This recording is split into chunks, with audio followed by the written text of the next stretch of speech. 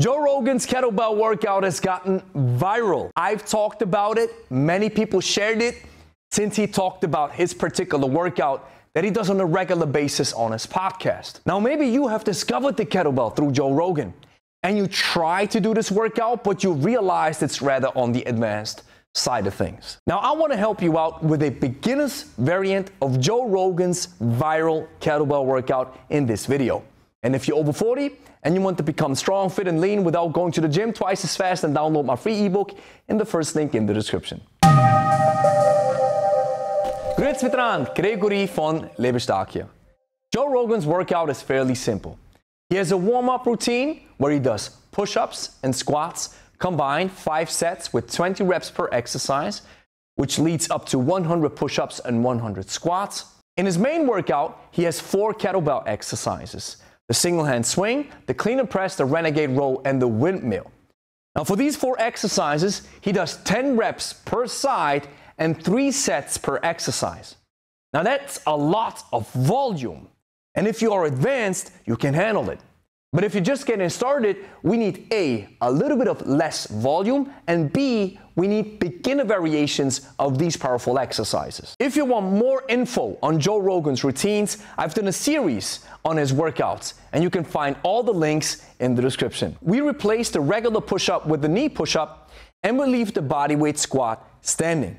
And instead of doing 20 reps per exercise, we do 10 reps per exercise.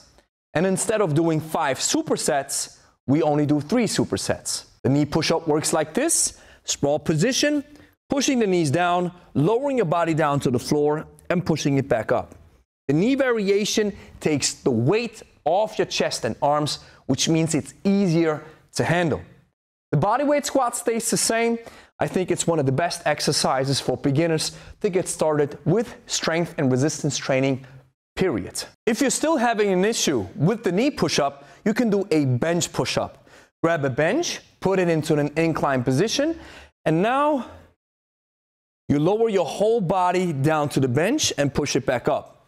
That incline variation takes even more weight off your chest and your arms, which makes it even easier for you to handle. And just in case if you're wondering what kind of kettlebell I'm using, it's the Pro Kettlebell by my friend Nikolai Puchlov, proudly made in the USA. Check the link in the description to get your Pro Kettlebell right now.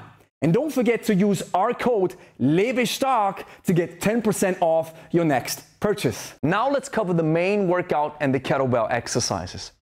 We replace the single hand swing with a double hand swing. Both hands means it's easier on the body because we distribute the load between both hands. And it's also easier for us to learn the exercise and get into the habit of swinging weights. A double hand swing works like this: you hinge, tilt the belt towards you, swing the belt between your legs and hip thrust it up to chest level, wait for the arm to reconnect with the body, and then repeat. Exercise number 2, the clean and press. We replace the single hand version again with the double hand version, which looks like this.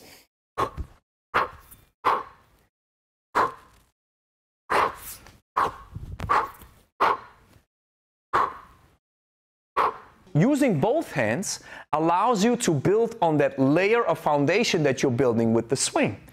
Because the clean, this exercise, is the big brother of the swing.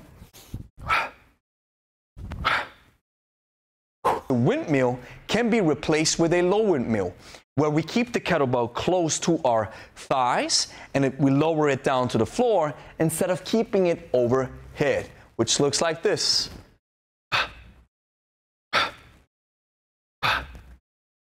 The Renegade row, we leave the push-up away. So the only thing that we want to focus on is pulling the kettlebell close to the stomach, keeping the elbow close to the body, making sure the hips don't move as much. Stability is the key. If you don't have 2 kettlebells, you can always revert back to a regular hang row. For the rep protocol, we stay the same. It's 10 reps per exercise. For the sets, we lower it from 3 down to 2. And then you always want to work according to your perceived exertion when it comes to your rest protocol. Rest enough, but don't rest too much. Once you get into the habit and you get stronger, then you can work your way up to 3 sets per exercise, and then finally tackle Joe's original workout where we work unilaterally with one side only. Because while I believe that the kettlebell can also be used with both hands, even if you're advanced, you just have to grab a heavier kettlebell. I believe one of the USPs of kettlebell training is the unilateral aspect where we only work with one side. Here's the next thing that you have to do. Clean and press that like and subscribe button. Share with a friend who's also interested in kettlebells. And if you made it this far, download my free ebook in the first link in the description called the Kettlebell Code. If you're over 40, 50, or 60, you don't have a lot of time, but you still want to take care of your fitness, this is where the kettlebell comes in, and I'm going to show you how to get started in my free ebook. You'll find it in the first link in the description, as well as in the pinned comment. Download it now, 100% free. Enjoy.